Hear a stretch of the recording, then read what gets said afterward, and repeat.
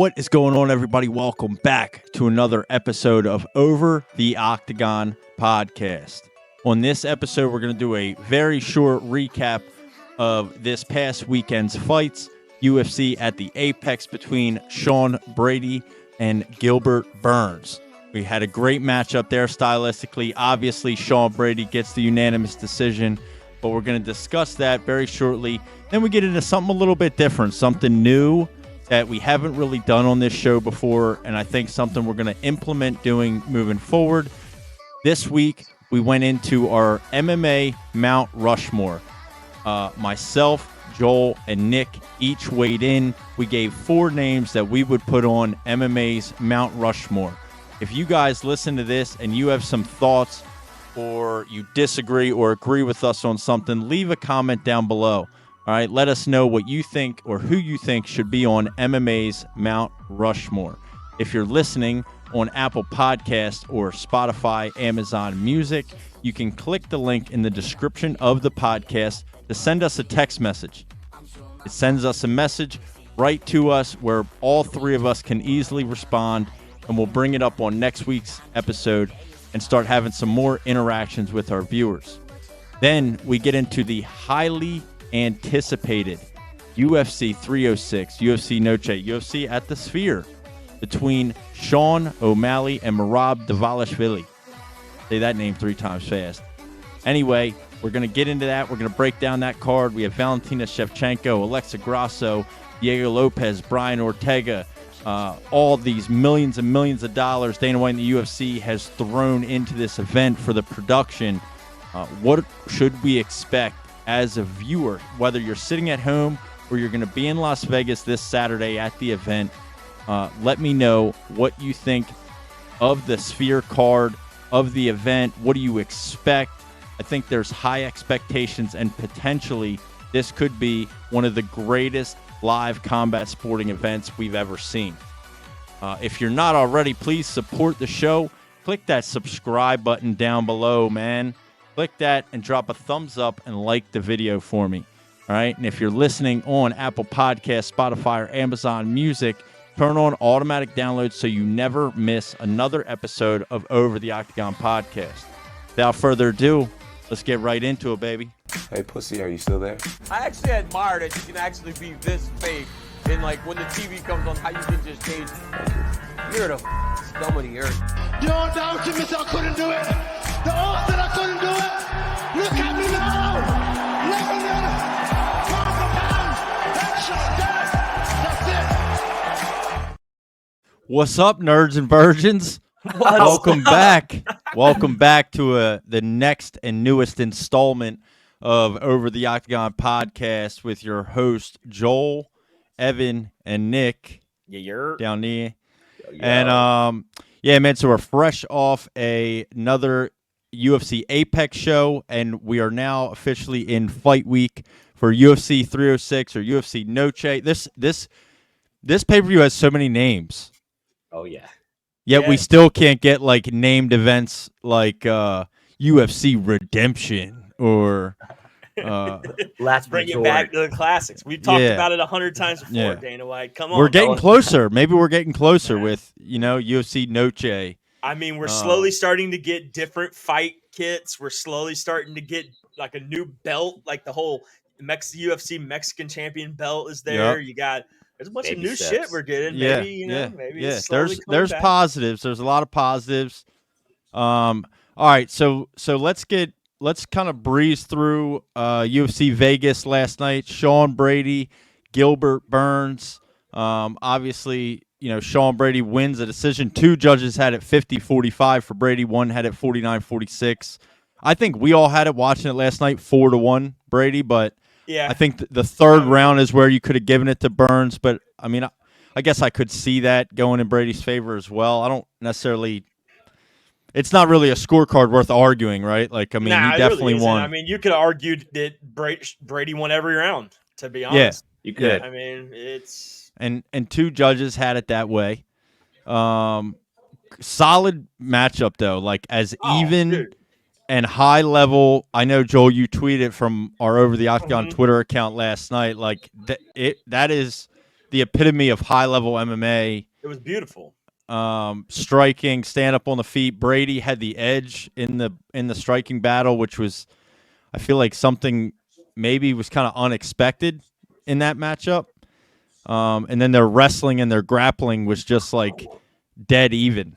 Nothing until the end. Brady started getting more takedowns in the end of the fight when they were tired and gassed out.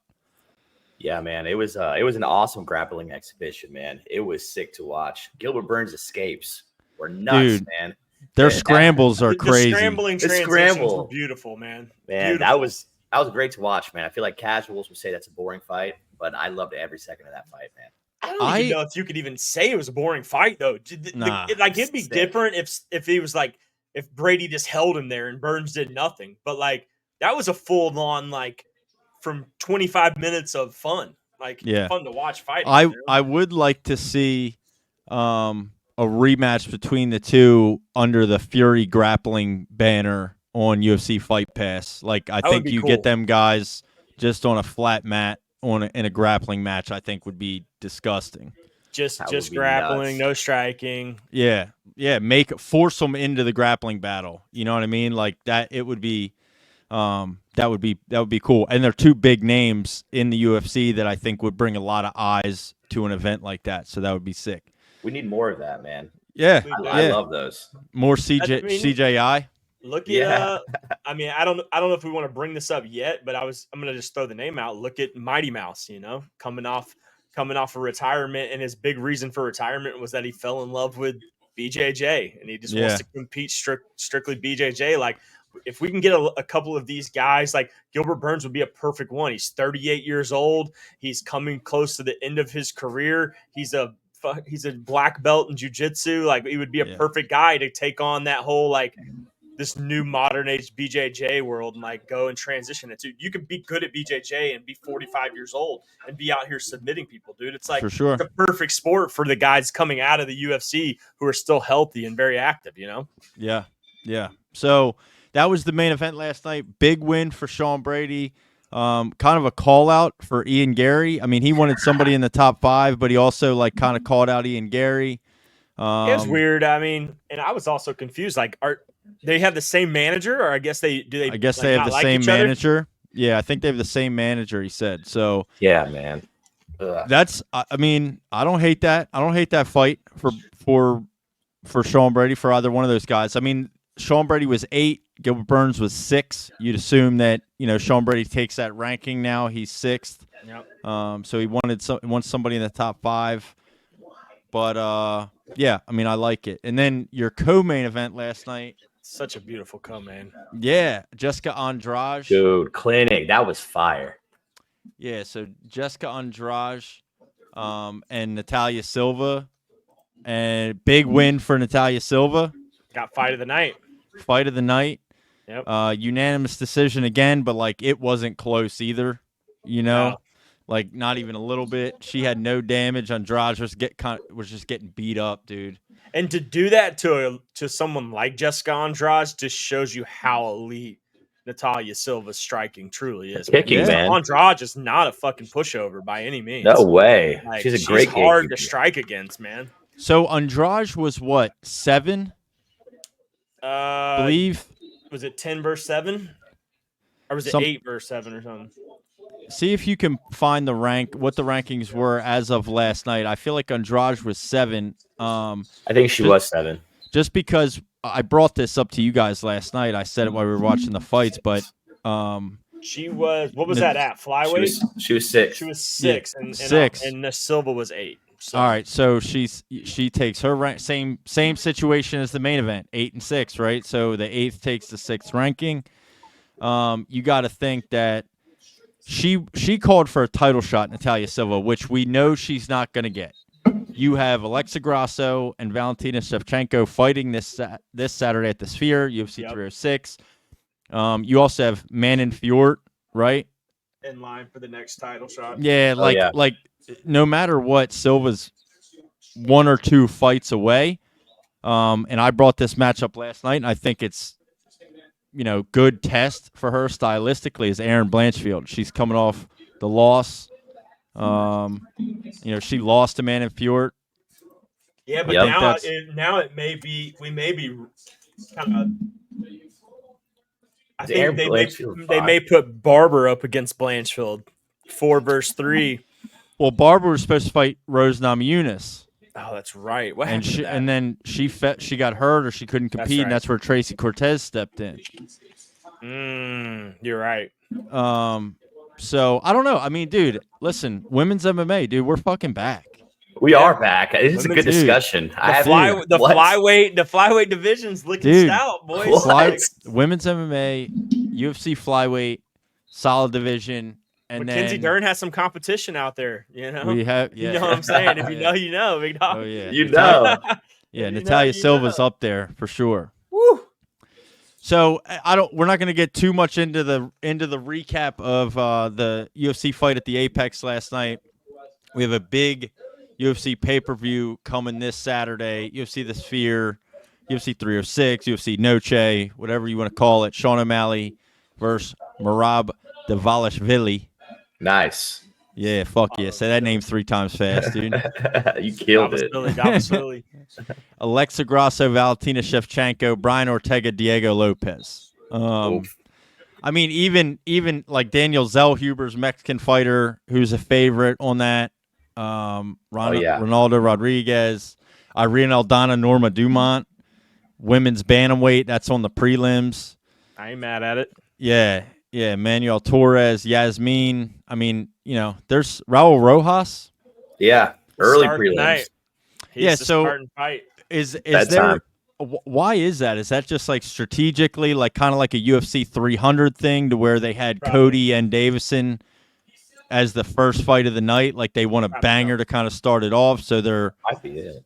I mean, he has to be one of the, you know, more popular up and coming Mexican fighters at this point. Yeah, I'd say so.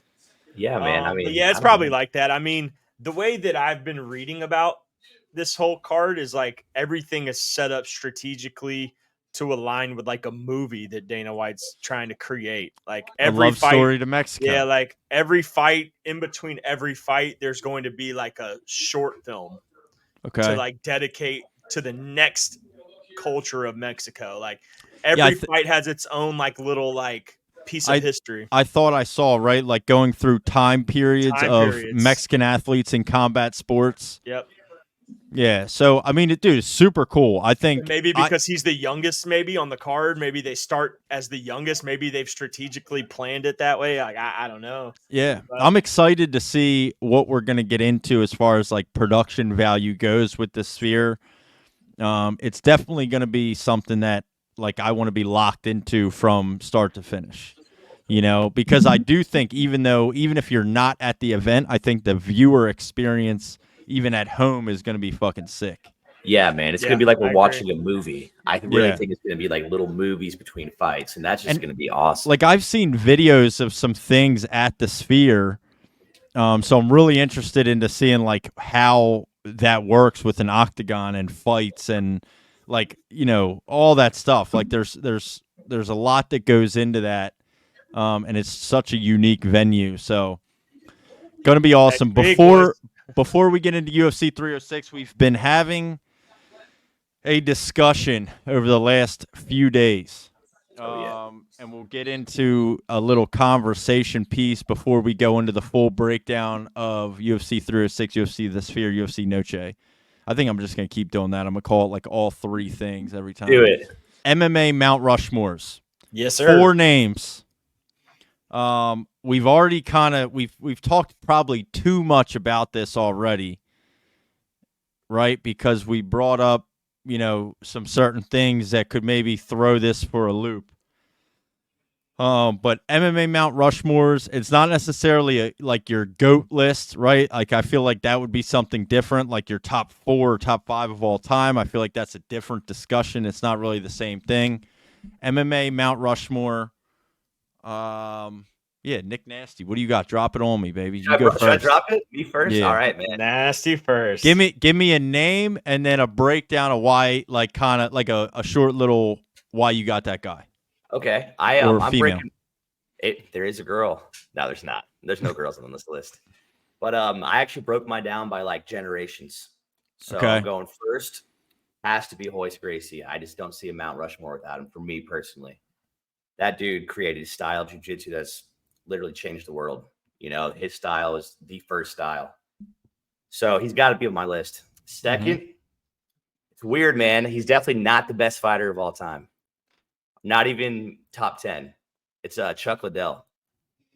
Right there. He was the next generation of like, this dude is going to be winning for a while. And it was either like him or Tito or Randy Couture in that generation. I was like, Chuck. Chuck was like the knockout artist. So then after the Chuck era, Anderson Silva era was huge, man. And so I got Spider Silva right there, number 3, because that was the scariest fighter, in my opinion, of all time. That dude's Muay Thai was fucking nuts. And then it's got to end. It's got to end with John Jones right now. Okay, so Royce Gracie, Chuck Liddell, Anderson Silva, and John Jones. That's a solid list. That's like a solid Mount Rushmore. I do. And I like the way you approached it generationally. Yeah. I think, yeah, I do. I like it. There was The Mount Rushmore discussion's so cool because it could be so different. So many people have different viewpoints on what that could be. That's a solid list, though. You can't argue. I don't think you could argue against any person you have on that list. Fuck yeah, man. There's a couple other people. I'm not going to say them because I guarantee one of you guys are going to say them. No, we can talk honorable mentions afterwards. Yeah. Afterwards, let's talk on honorable mentions. I like that. All right, Joel, what do you got? Oh, I'm next. All right, so did we determine if this was give it Mount to me? Rushmore Just of give MMA? it to me. All right. Mount Rushmore of MMA. All right, so Because I think I know what you're doing. So go ahead. Okay, so my first on the list is the same as Nick's. You got to go with Royce Gracie at number 1 on the Mount Rushmore. It's simply just because jiu-jitsu would not be what it is in MMA if it wasn't for him and his family and what they created along this whole fucking journey of martial arts. Like, he's the originator of it. He's there. He's been there from the beginning, and it's still UFC 1 lives on, you know? Yeah. My second was tough because I was fighting between two people. But I'm going to actually throw another early veteran in there as well, Ken Shamrock. And I know it's Nick's favorite fighter, but I'm going to say I put him on this list because he was the first complete martial artist in MMA who kind of set the tone for the all-around package. Like, he was a the first well-rounded champion, mixed martial artist. The first champion, the first all-around fighter who really like set the tone for the future in martial arts for other people to learn how to do all aspects of MMA. My number 3 is the Mac, Conor McGregor. He has to be on the Mount Rushmore simply because that guy has done so much in the world of martial arts just by his name alone that if you don't put him on his list, like, there are people that want to just fight him just because of who he is. You name me any other fighter in the world that has the reputation or the name Conor McGregor, like that, you have to put him on there. He's the most influential. He's the biggest superstar in MMA history. Yeah, 100%. And then so my fourth, this is I'm gonna go with this, and I'm gonna say Dana White in MMA Mount Rushmore. And I say Dana White because, like, he's probably the greatest sports owner of all time. He's probably the greatest, like, president, sports, any director, leader, whatever you can think of. Like, without Dana White, MMA really probably doesn't exist on the level that it does today. And I just feel like you can't not put him in there. Now, if we were just talking about a fighter, my fourth would have been Ronda Rousey, just because she set the tone for women's MMA. But I had to put I wanted to put a little mix in there and throw Dana in there. I feel like Dana deserves to be on the MMA Mount Rushmore. Now, if it was MMA fighters, it'd be a little different, like I said. But Dana is the reason why we're doing this podcast. He's the reason why it's as popular as it is. He takes that shit super serious. All his fighters respect him. All the fans bitch about fighter pay, but you don't ever hear fucking fighters come out and say that shit to Dana. Like, you don't hear him talking shit to Dana. They all love Dana. Yeah. They all They'll love the beg for a UFC. bonus. Everybody wants to get in the UFC, you know? Like, Yeah, he definitely turned a broken business and a shit business into the biggest and most popular promotion in mixed martial arts. absolutely. And yeah, absolutely. Yeah, I agree. So I'm going to go with Dana at my number 4. Good take, All right. man. So a lot of similarities. I'm surprised I didn't hear John Jones on your list, to be honest. Well, I didn't put John Jones on my list because we didn't do a GOAT Mount Rushmore. I took it, and I don't feel like John Jones is one of the most influential fighters of all time. I just think he's the greatest fighter of all time. So I don't think his impact to martial arts do you really. think? Go ahead. No, you're good. What were you about to ask? Would you put Michael Jordan on the basketball Mount Rushmore? Yeah, because he changed the game. People looked up to Michael Jordan. People, MMA fighters like I feel like it's a different scenario though, because Mike, yeah, he was the greatest basketball player of all time, but he also, there was so many things that he did while he was in the NBA that like made him Michael Jordan. I got John 5 pairs of Jones. Jordans. John Jones was the greatest fighter of all time, yeah, but he also had steroid allegations. Shit that got him in trouble. He didn't represent himself in MMA well enough to me to put him on the Mount Rushmore of MMA. Okay, fair enough. So I like that, Joel. All right, so I'll give you mine. We're all in kind of an agreement, but yeah, my number one is also Royce Gracie. It's hard Got not to. to. UFC 1, started out 11-0 in the UFC, mixed martial arts. Started competing in a fucking gi. yeah, And that was at a time to where like nobody knew what that was, what he was doing. You know what I mean? Legend of mixed martial arts, of the sport. In more recent years in his fighting career, he even has TKO victories and shit. So, you know what I mean? But yeah, Gracie, I feel like the Gracie name in general belongs somewhere on a mixed martial arts Mount Rushmore. the whole Gracie name is the So Hall. Is Hall of Fame, if you have to put one up there, one face on the Mount Rushmore of MMA, I feel like it would have to be him. Second on my list is John Jones. Okay. The greatest of all time, youngest champion ever. Tied, I think, with Mighty Mouse for most UFC title defenses. 15, right? I think it's 11. But either way, unbelievably dominant career. Yeah, some issues, whatever. But, I mean, other than the haters, I think he's the consensus greatest of all time. Yeah, I agree. He's the greatest. I don't think there's. So in my mind, I think he has to. I just think he has to be there. It's gonna we talk about, is anybody gonna break the record of youngest champion? And in today's UFC, It's gonna be tough. I don't know if that's ever gonna be broken. You know what I mean? So I just think what we watched him do over the years and how dominant he was, and the people he beat, the dominant champions he beat. My third, I'm going to go Joe Rogan. Let's go. Holy fuck. I love it. Joe Rogan on the MMA Mount Rushmore. Solely because, and I liked your pull of Dana White, but even Dana White credits Joe Rogan. Yeah. the UFC and MMA's growth significantly to Joe Rogan. Yeah. Right? I know he's a non-fighter, but still he's a Brazilian Jiu-Jitsu black belt. He's been a commentator since the very beginning, started commentating UFC fights for free just so he could be there at the show. Essentially for free tickets at the best seat in the house. That loyalty's been paid back to him in full, I think, numerous times. 100%. But yeah, I think I was just in my mind I don't know that it's similar to me like the Bruce Buffer thing.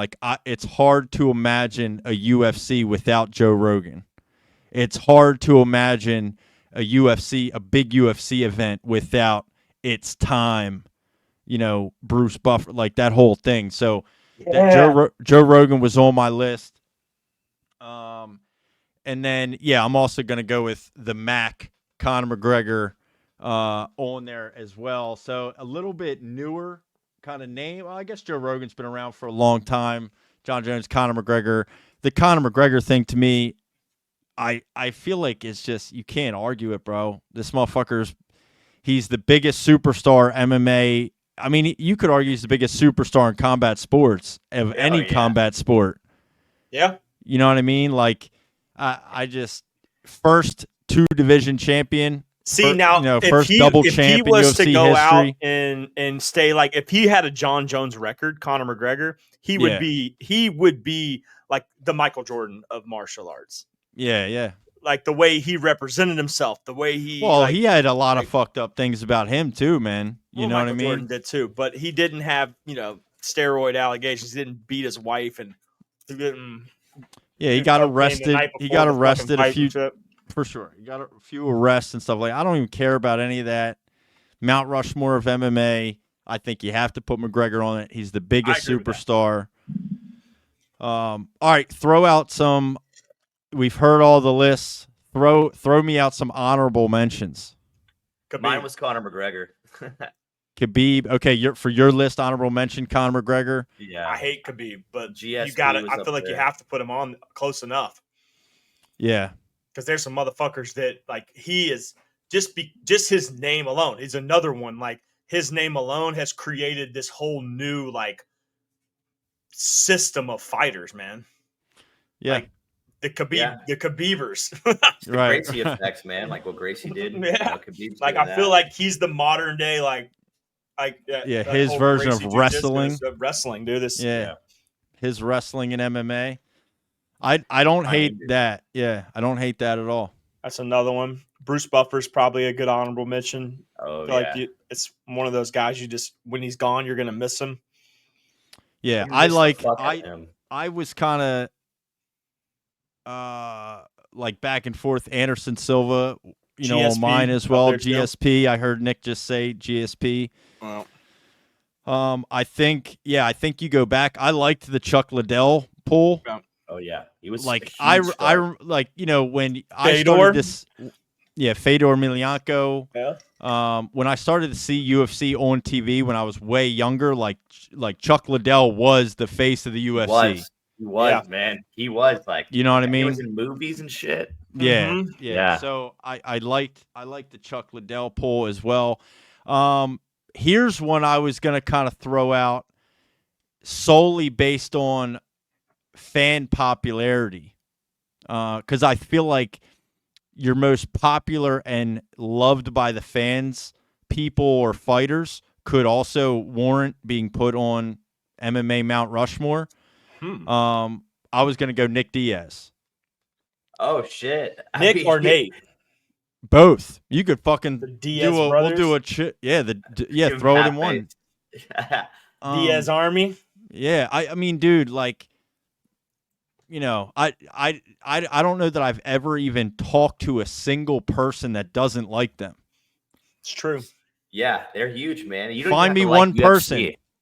YouTube, Spotify, Apple, whoever's listening to this, wherever you're listening to this, find me a person that doesn't like the Diaz brothers. That's also kind of like to say like Max Holloway. Like, find me someone who hates Max Holloway. For sure. I think Dustin Poirier. Find me someone who really hates Dustin Poirier. Like, so like my, I guess like I feel like my kind of argument for putting it'd be hard for me. I know like John Jones is active still, kind of. But like, Max is still very much active. He's about to fight for a featherweight title. Like, I don't know if, he's at a point in his career at 32 where you could put him on a Mount Rushmore. But like the Diaz brothers, I feel like you could. I think that's a solid.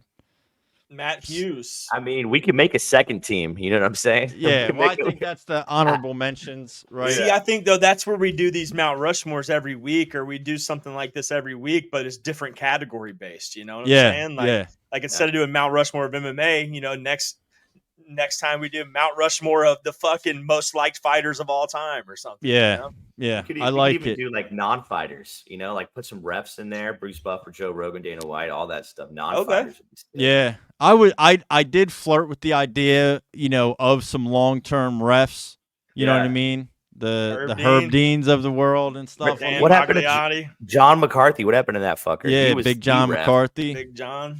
I mean, dude, you got to think like, show me any MMA fan in the world that doesn't recognize Herb Dean as soon as they see him, Sure.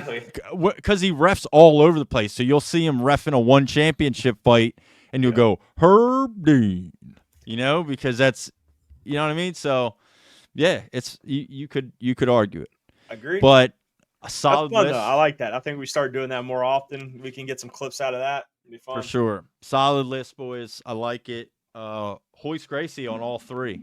All That's three. sick. So I think that's a no-brainer. So UFC 306, UFC Noche, UFC The Sphere this Saturday. I love it. This Saturday, September 14th. Only 10 fights on this card. Yep. Main event, Sean O'Malley, Merab, Dvalishvili. I'm ready for that shit, dude. Yeah. I'm ready for that. Yeah, how do you guys see that one playing out? Dude, Sean O'Malley, second round knockout. He's going to beat the brakes out of Merab, dude. I'm telling you. Merab's going to come rushing in and catch a hook. That's Okay. what I'm going. I think Nick convinced me last night because I was leaning Merab. Like I still like if Merab pressures O'Malley like he does every other fight, O'Malley may be in trouble, bro. Like if he can take him down with ease, like it's not going to be comfortable for Sean O'Malley. That's not his game. That's not how he's going to fight. But if he rushes in like that, Sean O'Malley's the best pinpoint striker in the UFC. You gotta remember, that. He man. finds Arguably. 10, dude. Sean's coach is awesome, right? And so I guarantee all Sean's coach has been doing is saying, all right, Sean, your training partner is just going to run and try to tackle you the whole time. And now he's just sitting there trying to throw counters. Yeah. I think he's going to have a great it's game what plan. we saw with Aljo, right? It's Yeah. it's how we saw him beat Aljo. Aljo really did not have very much success in the wrestling in the first round. I mean, a little bit, but not enough. Now, if Merab can stay alive longer than Aljo did and do that over 5 rounds, O'Malley could be in a lot of trouble. Absolutely, man. I think it's so interesting because it's like you're kind of waiting. You're going to be waiting for that shot from O'Malley. You know what I mean? And Yeah. let's not forget, like Merab got wobbled by Henry Cejudo. Sure. Twice, I think. Yeah. So no, I mean he dominated Cejudo. Don't get me wrong, but Cejudo's an Olympic wrestler. Like Cejudo's a wrestler. I think Merab leaves himself exposed a little bit too much. I agree with that. To where if somebody that like Henry Cejudo's able to chin him up, I think O'Malley's going to put him to sleep. Oh man, it's going to be lights out, guys. We'll see. We're all pulling for O'Malley on this one. Yeah, we can't have Merab be a champion in the UFC, dude. That's terrible. With him and Bilal, I'll jump off a cliff. Yeah, dude. We can't have it. The universe, if that's what happens, the universe hates us all. Look what happened last year. I mean, we saw Sean Strickland was a champ, O'Malley became champ, and we almost had Colby Covington be the champ. Shit. Well, I mean, I'd honestly take those 3 over Bilal, Merab, and fucking Islam. We'll see, man. So I mean, it's like at even odds right now too. Actually, the main event close. and the co-main event are like both at even odds, damn near. Champion's got a slight edge. Yeah, Shevchenko has a slight edge, and Merab has a slight, or O'Malley has a slight edge. So, yeah, but I mean, razor thin. They're both minus. So, but yeah, Sean O'Malley, Merab Dvalishvili at the Sphere. I think the show that they're going to put on at the Sphere too is going to be just insane. Yeah, I hope the viewers at home really get to experience at least something about it. Yeah, like I get it. Going there, it's going to be a whole different story. But I want to at least. Did you also hear that This is the first time that the UFC is going to be shown in 1080p. No, I did not hear that. What has it been shown in before? It's been in 720p the whole time. No, I don't believe that. Bro, I swear. I Where'd you swear. see Look it that, up. dude? Ariel Did you Helwani see said it, I that? think. Did you see that on Twitter? Helwani said it. That sounds like a fucking thing you read on Twitter from Bro, I'm telling some you. dude named Joe Schmo MMA. Helwani. Best That knockouts was that a Jack Black MMA tweet? No. That seems like a. Bro, we got to find out, bro. I'm telling you. All right, well, First we'll look into time that. ever. We'll look into that. I find that incredibly hard to believe, but we'll look into that. I watch them in 1080p in Discord, dude. So I don't feel like, you know what I mean? Like if you can share it in 1080p, that's, Look right here. Some interesting factoids about UFC 306 next week and per the promotion. This is Ariel Helwani. This will Okay. be the first 1080p TV broadcast of UFC event in ESPN history. I need to know more. I have so many questions about that. Like, what does that even mean? Like, don't you're know. telling me that no UFC event up until this point has been in HD? I find that I'm incredibly telling you, hard dude. to believe, I dude. thought it was crazy too until I Nah, read it. there's no way. blowing my mind. There's no way I Dude, trust believe me, that. everybody's on here going, wait, for real? We've been watching it in 720p the whole time? I don't. If that's true, then I don't even know what resolution is anymore. Like, then what the fuck is 4K? There's great. I hope my illegal stream is 1080p too. right? That's funny. That is wow. Okay. Yeah, I told you. But there's some other bangers too. There's two title fights. Your Yeah, co-main buddy. event, long-awaited trilogy fight between Valentina Shevchenko and the women's flyweight champion Alexa Grasso, coming off their Ultimate Fighter, coaching season or whatever. Same thing, even odds. I don't know about this fight because obviously Grasso got her the first time to win the belt. She was losing and ended up getting her in that submission, and then they fought to a draw the second time. Yep. So I don't know. I feel like Grasso is so defensively sound that it's hard for Shevchenko to like put her out, and then it leaves it up for a judge's decision. And somebody that's like such a technical boxer like Grasso is, she is going to win that decision. I think it's Grasso by decision. That's my Think so? prediction for this fight. Yeah. I got Grasso as well, man. I think it's going to be, Valentina Shevchenko has been good forever, man. I almost think this is going to be the turn of her career. And I think it might be Alexa Town from now on. So I'm going to go with her for sure. Yeah, it's been Alexa Town for a little bit, but like the first fight when she wins by submission, people called it a fluke. Then the second time they had a rematch and it's a draw. So I think, it's kind of a shame to say, but like, I think for the majority of people, Alexa Grasso almost needs like a legitimate, no doubt victory over Shevchenko to really cement her, status as champion. Otherwise, it'll always be in question. And you could always throw like, you could have her and Shevchenko just fight over and over and over and over again. We get like 4 draws in a row. Yeah, right. Yeah. But it doesn't get any better women's MMA than those two. That's as high level of women's MMA as we have right now for sure. It's going to really determine on if Valentina stayed like worked on her grappling, stayed consistent with her striking. And if she can do that, then she has a great opportunity to win. Because by no means, without a doubt, she's arguably one of the greatest women MMA fighters of all time. So, that'll be on one of our. We'll do that women's MMA Mount Rushmore too one time. I like that.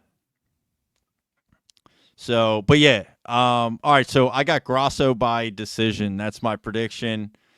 That's just how I see it shaking out. What do you boys think? I think a little submission victory for Grasso. Okay, a little repeat of the first fight. Yeah, I think this is gonna be like the Leon Edwards moment where it's like, yo, it's not a fluke. I'm gonna sub you again, and he just takes care of Usman. Yeah. Okay. I think we're going to see exactly what we're going to see in the main event. We're going to see a right when Grasso comes in, bam, knockout, second round, Valentina Shevchenko. No, okay, Dude, I can definitely. So Valentina's been talking so much too about not leaving it up to the judges, going like she thinks she got robbed in the draw. She thinks she should have won that fight.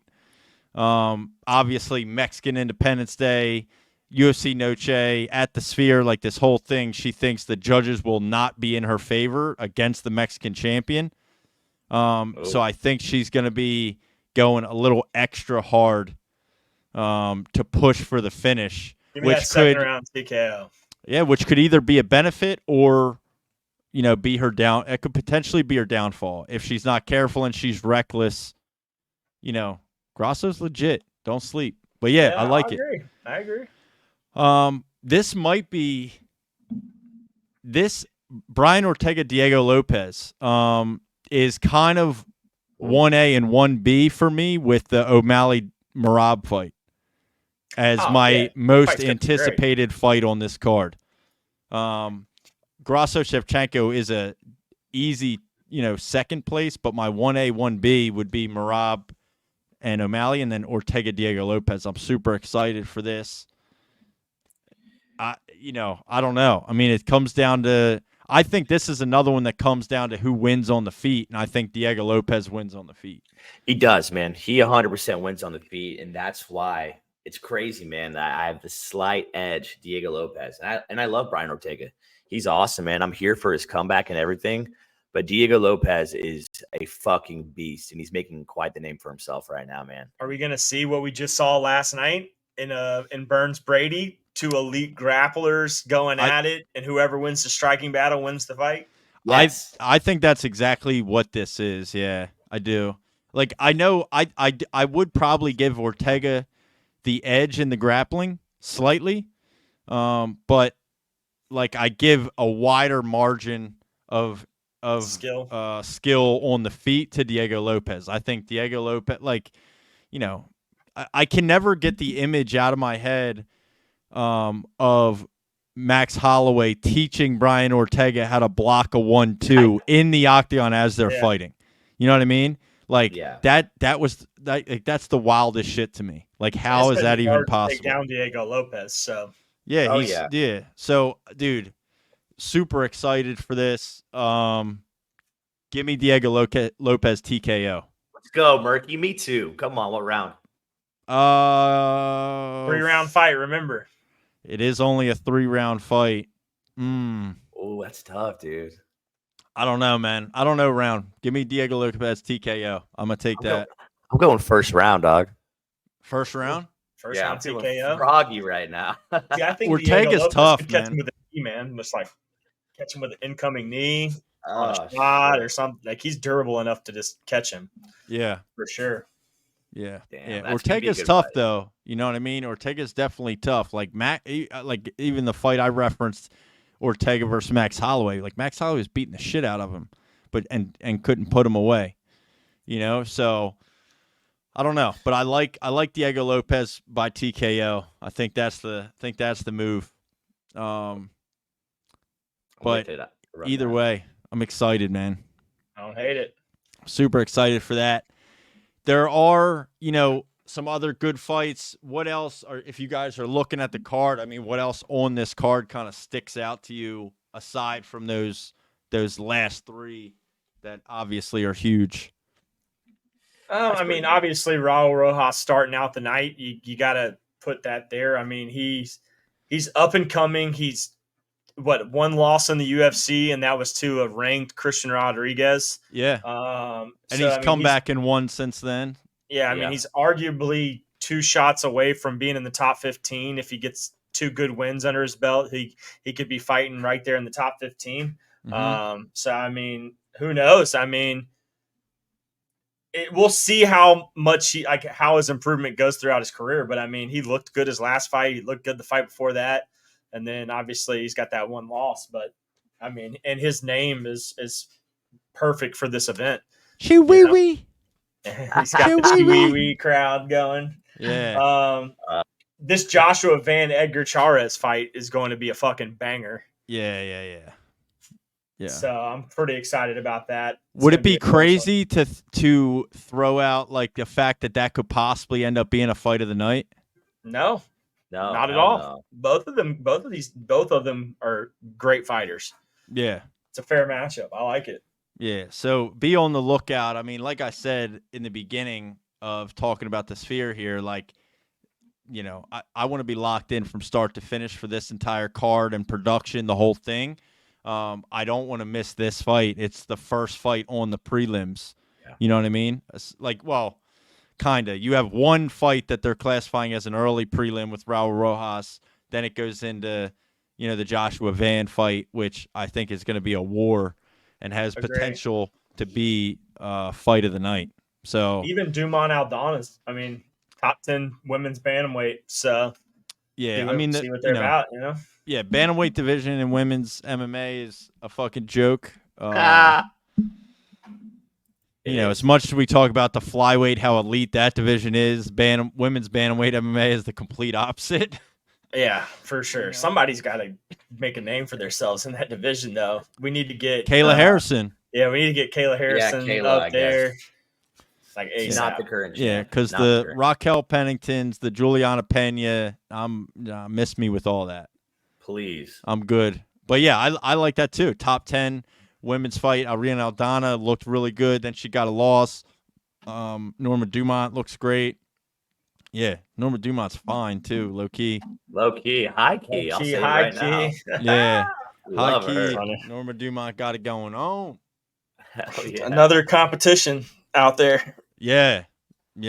Okay, we're gonna add that into the list too. I like that's it. A great list. Mount Rushmore of best looking MMA athletes. Oh man, athletes. While writing my list, I'll pass out 3 different times. Yeah, I'm gonna choke out the chicken. But I mean, dude, there is, you know, a Mexican fighter in almost every fight aside from Ortega Lopez and Sean O'Malley and Merab. I mean, Diego Lopez is Brazilian, but he trains in Mexico, trains with Grasso. I feel like Diego Lopez honorary Mexican. Sean O'Malley too. Sean O'Malley's wife is Mexican. His daughter's half Mexican. Everything. Yeah. Sean O'Malley honorary Mexican. Yeah. Merab tries to say he's an honorary Mexican, but nah, I don't know. I don't think have a Georgian flag on your chest or whatever that is. Yeah. Call yourself an honorary Mexican. Yeah. True. Yeah, I mean, you know, like Sean O'Malley has like the hair color and all the tattoos of like a Lucha Libre mask. Right? You know what I mean? So maybe what if he comes out in like a Lucha mask? Oh, dude, that'd be lit. He should do that. He should do that. That'd be so cool. Nacho Libre. Yeah. Should we all wear Lucha masks for? I'll buy them right for now. a fight companion. Let's look on Amazon and see if I can get that thing. Rush delivered. Yeah, Lucha. I want one. Do a Lucha mask. Let me see here. Fight companion. We all rock out. Oh, dude. You probably get it for fairly dude, you cheap. can get it. You can get an 8-pack. I can get an 8-pack of them overnighted. What? Yep, for $100. Oh, Rey Mysterio one's $18. Check that out, right there, baby. Oh 8-pack. Holy fuck! All right. Well, Saturday, September 14th. You know, we may throw a live stream up on YouTube or TikTok or somewhere. You know, be on the lookout for the boys wearing some Lucha Libre masks. That would be I'll pull the trigger right now. Definitely could happen, boys. It definitely could happen. Yeah, we can just return it. So, I mean, other than kind of, so, I mean, you know, a lot of good fights on here. I think we've touched on, you know, most of the biggest ones. You know, other storylines coming out of UFC 306, UFC Noche, UFC The Sphere would be, number one, they've lowered ticket prices a ton. So maybe not selling quite as many tickets to The Sphere as they earlier anticipated. Yeah. Imagine we could have went. Well, I mean, the cheapest ticket is still like $750 as we're recording this now. I thought it was like $300. Nah. No. Nah, unless they've got cut in half again. But I looked like yesterday, and they were $750. So still, but I think the viewing experience in there is going to be insane. The other thing is, I mean, technically UFC has a partner for this event, right? Riyadh Season, Yeah. is kind of like a partnered sponsor for this event. I feel like that's kind of a big deal, opens up the doors to maybe stuff like that happening in the future. Maybe there is possibilities that we have more crossover events with UFC athletes. We had the McGregor and Floyd Mayweather thing. I don't know. If there's enough money involved, man, I think anything can happen. Agreed. Yeah. Kane is a money man. He's a businessman. You He'll know? make it happen if he wants it to happen. Yeah, if the fighters want it and there's enough money involved in a way to make it, make money doing it, I think there's a possibility we see it happen. I don't know a whole lot about the ins and outs and the fine details of that, but I think there's potential there. And then the other thing is Mexican Independence Day, UFC Noche, like this ode to Mexico, also on the same exact night as this event in Las Vegas, Canelo is boxing. Yep. Like across the street or some shit. Yep. It's gonna be nuts, man. So, yeah, I mean, Mexican boxer, right? Boxing's incredibly popular in Mexico. What do you think the overall popularity will be, like, split between the two events? I mean, us, obviously, I feel like we're biased because we're MMA guys. much bigger MMA fans than boxing. But do you think that, the Canelo fight will, give the UFC event a run for its money Saturday? 100%, way more, dude. I think it's gonna be way more Canelo watchers out there. Boxing is way bigger than the UFC, and Canelo, dude. I think that's it. I mean, internationally. Yeah, internationally, dude, boxing is massive, and Canelo, dude, that guy. Yeah, I would say maybe 10 years ago. I don't know, man. I don't Canelo's know now, man. He's still a name like that. He is. I agree. And boxing is definitely a massive sport. It is one of those weird ones where you have to think about okay, soccer and football, Right. Soccer internationally is the biggest sport in the world, but the NFL is the biggest sport in America. So to be in Vegas, where is known for being the home of the UFC. Well, I mean, Vegas, sports in general, but yeah, Vegas was the home for boxing way longer before UFC. That's true. I don't know. I mean, I just think it's interesting. I think nowadays, though, UFC gives boxing a run for its money. I don't think it's close. I think the UFC is way more popular. Like on that card, and I mean, obviously, I'm not into boxing. I don't know, but when the storylines of this event at the Sphere with the UFC, there's so many different talking points. There's also so many different fights, like we even talked about, that fans are interested in, that I've seen people talk about online. The Diego Lopez Brian Ortega. You have another title fight with Alexei Grasso Valentina Shevchenko. There's a lot of other popular fighters on the UFC's card. I don't know anybody else that's fighting other than Canelo. I don't even know who Canelo's fighting. Me neither, man. But I mean, those boxing fights, man, they have you watch them in the Middle East. You got a crowd full of all these sheiks. These guys wearing fucking. There's so much money behind those big names. Yeah, but that's all it is in boxing, is the one main event, and then everything else under it is just kind of who gives a shit. Yeah, bullshit. So I don't know. I don't think it really derails anything the UFC's trying to do. We'll see. They're pouring a ton of money into this event. It's going to be the only time it happens. Once in a lifetime experience this Saturday. UFC 306, UFC the Sphere, UFC the Noche. Oh, dude. I'm going to be at Joel's house for it. It's going to be fucking dirty. It's going to be gangsta. All right, man. I don't know don't know where else to go with this. I think I'm just ready to watch it. I just I am want it to too. be here. I want to watch some fights. I want to see Inject next Merab. Saturday into me. Yeah, I want to see Merab get his nose knocked straight. That's really what I want to see. Yep, I want part of his nose to fall off.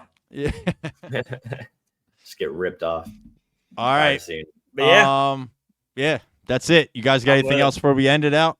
no. All good, brother. Yeah. Well, if anybody is hanging on with us, YouTube, if you're not already supporting, don't forget to hit the subscribe button. Click the thumbs up, like the video, share it with your friends, send it to somebody. Helps us a ton. Let us know that you like listening to the Over the Octagon podcast and our breakdowns of these UFC pay-per-views. If you're listening on Apple Podcast, Spotify, or Amazon Music, or any other podcasting platform, please turn on automatic downloads, share it, rate the show 5 stars. Help us get this show to the next level. Come on with it. And with that, we're fucking out of here, baby. All right, girl.